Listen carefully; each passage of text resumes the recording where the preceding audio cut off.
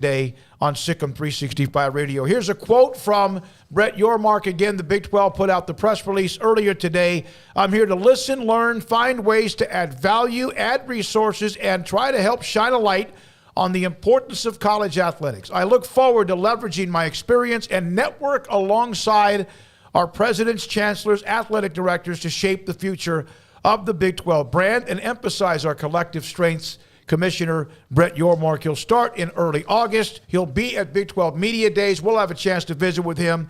We'll hear from Baylor President Dr. Linda Livingstone here in a little bit on the hiring and the process that led to Brett Yormark as the commissioner. And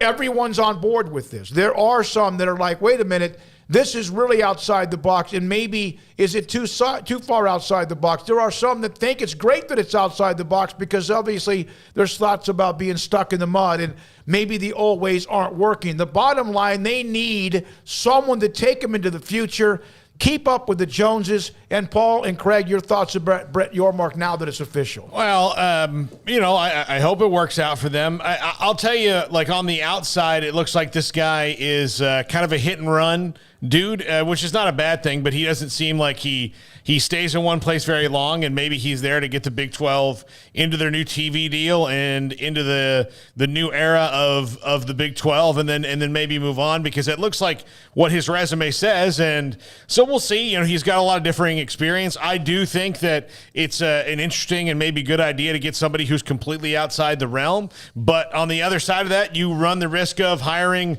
Steve Patterson, who was the AD at Texas, was in way over his head and, could talk his way kind of into anything, but eventually it didn't work out for Steve Patterson. So that's my, and again, I don't know anything about Brett Yormark, and anybody who pretends to that's not in business with him is probably lying to you. So I don't know anything about him. He might be good, he might be bad, but that's my feeling early on. I like the idea. We'll just see how he does.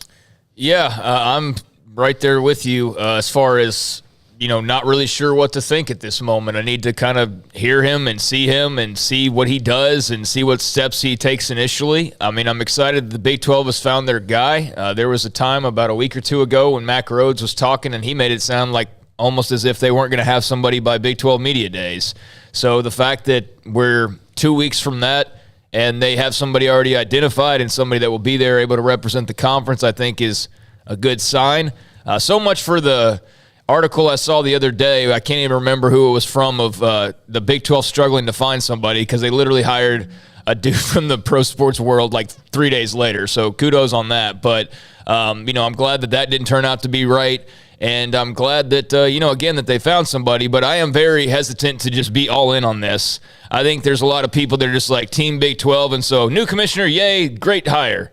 Is it, though? Like, we don't know. We don't know because, I remember there were some people celebrating Steve Patterson's hire, to your point, Paul, just because he was the guy that was hired. So, hey, that's who I'm supposed to support and supposed to root for if I'm a Texas fan. And that was a total disaster, an absolute disaster. Now, that's the worst-case scenario, basically. That's the most extreme. And I definitely don't think that all of these athletic directors and presidents and people that are on the hiring committee are going to make that big of a miss. But, at the same time, I am curious. I mean, I don't get wowed just by the fact that he was, aligned with Jay-Z.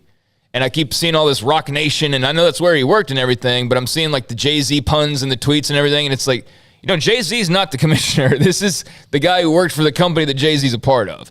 I'm glad that, in that way that there's obviously some foresight and he's tapped into the current sports world and all that's going on with that. That should be beneficial, but it's not Jay-Z that was hired. It's not Rock Nation that was hired. It's a guy who worked there, but he also worked some other places. So we'll see how it goes, but I got 1 foot in, 1 foot out right now because I need to hear more. Well, if you guys just wanted to like kiss and hug, then that's not what I want. I want you the truth, then you guys are giving me the truth. Here's what I say.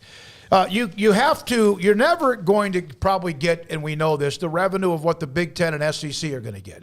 You're not going to do that. And you haven't been able to do that with guys who are old school, who did it. Not that some of them didn't do a job better than others. It hasn't worked. The Big 12 has constantly been reactive rather than proactive, although they're trying to be much more proactive. I don't know Brett Yormark. I've never met him. I did do some due diligence last night. I do know this.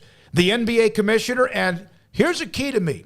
I don't know how many times the NBA commissioner, I'm not a big fan of Adam Silver, I could care less, but he was a part of the press release. But Fox Sports CEO and executive producer Eric Shanks, that meant something to me. Now, I had somebody then say, how come how come Jimmy Pitaro didn't have any kind of quote? He's close to Eric Shanks. He's kind of a friend of Eric Shanks. And so don't read into that. I understand because of the, here, oh my God, I'm going to get hit with a boulder with ESPN. But I thought that was important. Here's one of the networks that covers the Big 12, that carries the Big 12. That's important. There was the Texas Tech president, and then, of course, a quote from Brett Yormark. I don't know, but I do know what they have been doing has not worked. They've had splits now 3 different times, Nebraska and Colorado, Texas A&M and Missouri, Texas and Oklahoma. 6 of some of their best brands since day one of the Big 12 in 1996. Well, and they also formed out of a conference that had fallen apart. So they're from the Southwest Conference was the one that was falling apart. Yeah, I mean, like the Big Eight needed more eyeballs, and from 25 years ago. You're right. Yeah, it was formed out of chaos, and it's stayed kind of in always chaos. been one of the questions I asked Dr. Livingstone, and then we'll have our interview with her here a little bit later on in the hour. And we want to take some calls from you and your feedback as well. We'll read the chat room today a little bit more than we have the last day or two to get your feedback. And the text line is 254-339-1122. Is one of the strengths, to me, biggest strength for the SEC. You can talk about national titles and all of that. I get it. But one of the things that's always been incredibly, to me, if you're other conferences, you could almost be jealous of them, is this. They understand the weakest link, if there is one, they're as strong as their weakest link. The Big 12's never had that philosophy, and maybe now with the start of their new 12, when Texas and Oklahoma for a year or two and then eventually leave, that is the philosophy going forward, and I do ask her about that as well.